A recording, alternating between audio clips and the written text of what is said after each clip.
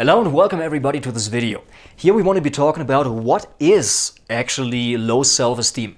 Chances are that somebody has said something to you or you read something on the internet about topics like jealousy or being cheated on or being taken advantage of or really being not treated nicely in a relationship, and you wanted to find out why that is. What are you doing wrong, for example, right? And you stumbled across the term of low self-esteem.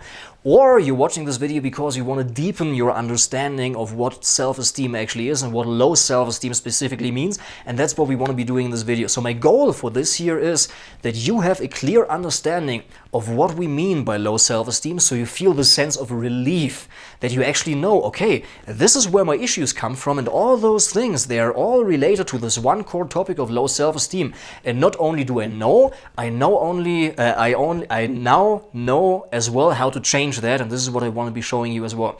I have put together a healing meditation that you can find in the video description if you really want to go to an emotional process where I will guiding you through that to heal that. Once again, it's in the video description, it's for free, I don't charge anything for it. I would highly recommend you doing that after you've watched this video. So what is low self-esteem? The first thing that I want to make crystal clear here, it is a consistent feeling. And what I mean by that is we usually tend to see things like depression or anxiety or low self-esteem as something that we have, right? In the same way as somebody has more dark skin and more dark hair and somebody are more pale and have blonde hair, this is something that they have, that they are. This is not quite true for low self-esteem. It is a consistent feeling. In the same way as for depression, that means that this person feels consistently over time feelings of being put down, sadness, and so on.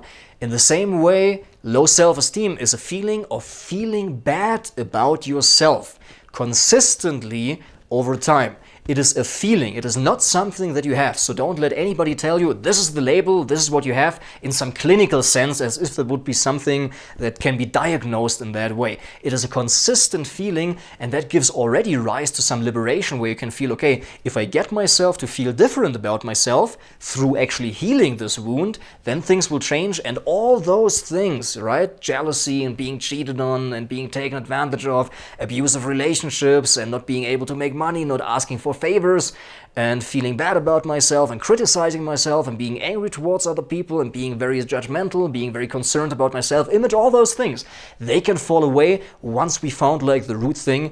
And I've also made another video that you can check out. Now, there are many symptoms, but there's only one universal cause. And this is what I want to explain right now. Many symptoms, I've just explained them in very detail. All those things that I've just been talking about, these we call symptoms. These are the things that we want to change. And it's important to see that these are also not isolated things that we have. Yeah, like blonde hair, dark hair, it's not something that we have, and they are not isolated. They all come together to one cause. And that's actually the beautiful thing when we see, okay, once we've addressed this root cause, all those things will be alleviated or even fall away completely. And here I want to explain the root cause that I've also addressed in other videos. So I want to give you a brief overview so you understand. This is why you came here for, right? You want to understand what is low self-esteem. So in the relationship with our parents, when we were very young children, and we felt we didn't quite get the love that we wanted in the way that we wanted, we as children tend to assume that it must be because that there's something wrong with us, because we are undeserving of this love. And the reason why we're doing this is twofold. Number one, we are not able to see things from an adult point of view, in somebody else's shoes, so to speak. What I mean by that is we cannot see, okay, daddy beat me or mommy is emotionally unavailable and drinking all the time and can't show the love to me.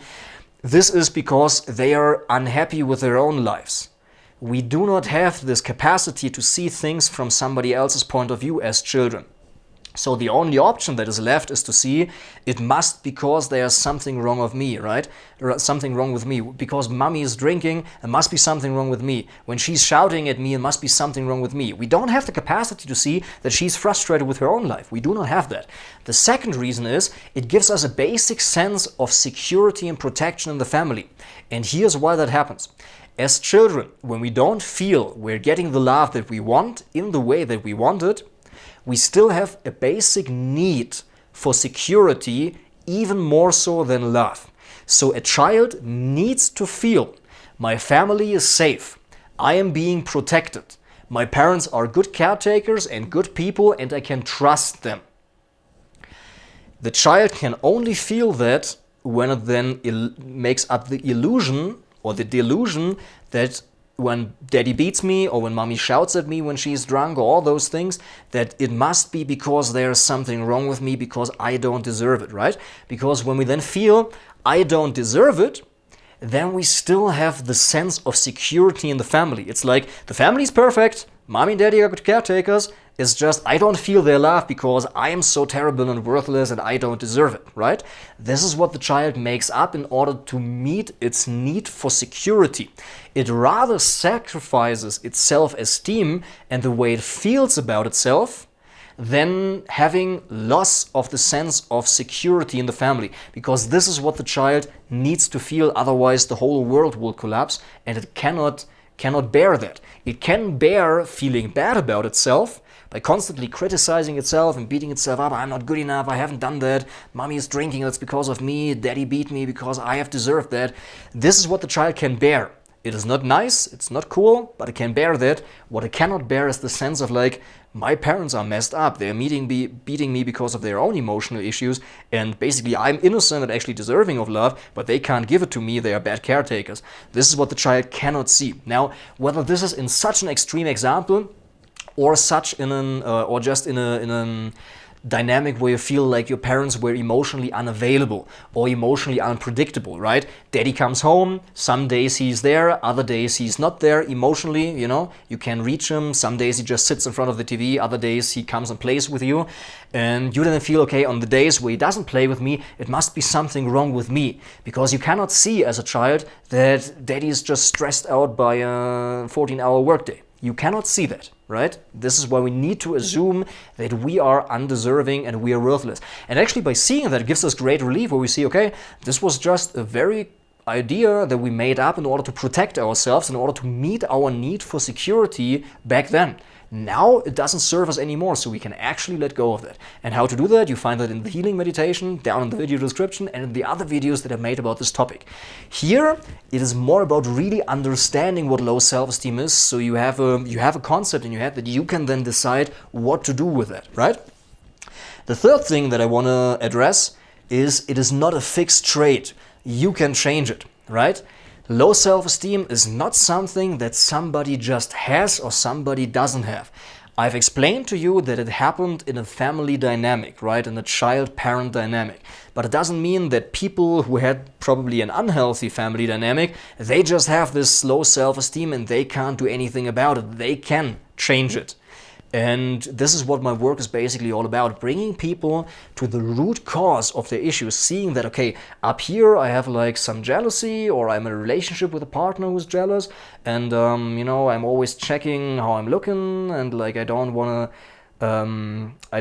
to offend anybody and step on anybody's toes, and all those things, they are connected to this root issue and these few family dynamics that I have. And actually, if I address them, if I take like 3 months or 6 months and really go and feel through that, then I can actually heal that. This is what I would like to get people to understand, right? And this is what this video is all about, not understanding things conceptually, but understanding a general roadmap, so to speak, how you can explore specifically what happened in your past, why you now feel the way and behave the way that you do, right? It's not a fixed trait, and you can change it.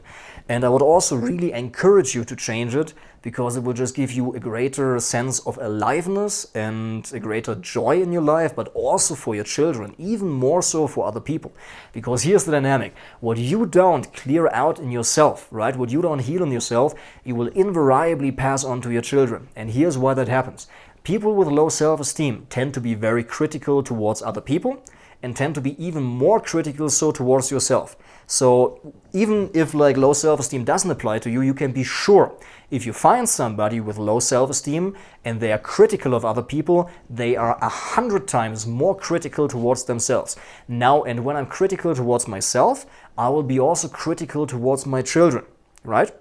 So because I felt I need to be critical towards myself in order to meet the expectations I have of myself, to meet my parents' needs, so to speak, so that they then take care of me, right? What we learned in childhood, what we explained before.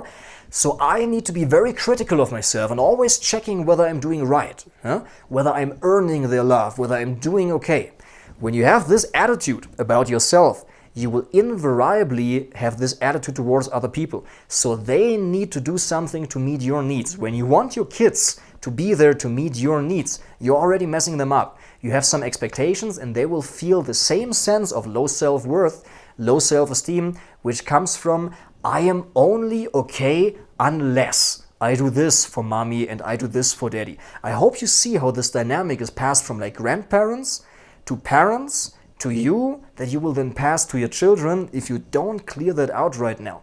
And the way to clear that out is to really feel that you can come from a place of unconditional love. Yes, there are rules, there are things that kids should and shouldn't do, but you can criticize the behavior and not the person, right? When you don't have the capacity to see in yourself that, okay, there's my behavior that was wrong, but I'm totally okay the way I am. With low self-esteem, we make ourselves wrong in the core of our being. So we tend to make other people wrong also in the core of their being, making them wrong as who they are instead of making wrong what they did, right? The behavior. This is a very crucial understanding. So this is what I would like to end on here, right? If we want to do something for the next generation, right? If we want to raise children who are like leaders in the world by first being able to lead themselves, then leading a relationship, and finally like leading a family, this is what we need to clear out. And this is why this is so close to my heart, because also with those things cleared out, so many areas of our life will transform. We will be able to be more assertive. We will speak our truth. We will also be able to set boundaries and say like, hey, this is how I don't want to be treated. You don't treat me that way. If you do, it will have consequences, and not like you're being some kind of mat that people can stumble, like, you know. Also being taken advantage of, right? These things will fall away. You will have a much greater sense of like joy and also purpose, because you feel you're actually deserving of having a higher purpose in your life. Many things will transform when this core issue is addressed. And the way to address it, once again, we have a healing meditation where we go deep and like resolve those things on an emotional level. And we also have other videos where you can explore this in more depth. Thank you very much for watching. And if you have gotten anything out of this video, I would like to invite you to leave a comment. For me, of course, because it boosts the reach and I can reach more people, but also for others who read your comment and who can then see, wow, this person has learned that, and maybe I can learn this, or yes, this applies in my case as well, right? Real heartfelt sharings of like truth and people being vulnerable, it is rare on the internet.